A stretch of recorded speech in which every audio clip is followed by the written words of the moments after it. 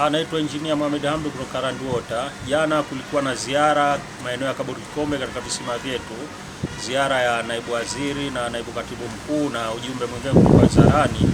Walitembelea maeneo yale na kulikuwa kuna changamoto mbalimbali ikiwemo umeme, hasa katika kisima ambacho kinasambaza maji maeneo ya Kikwajuni na maeneo jirani pamoja na Mnazi Mmoja.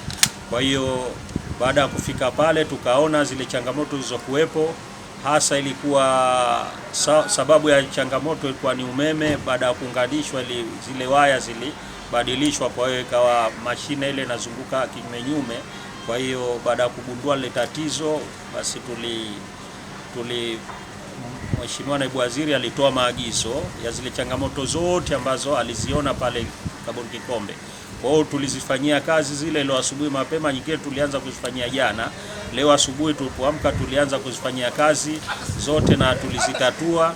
Kwa hivyo changamoto iliyobakia ni kukirekebisha kisima ambacho kinapeleka maji mazizini pamoja na usafi. Usafi tulianza leo, lakini kesho vile vile tunaendelea nao na kuweka mazingira mazuri katika eneo lile hadi hapo itakapomalizika ndani ya wiki hii. Kwa mambo yote tayari tumeshaweka sawa na kituo kitakuwa katika mazingira mazuri.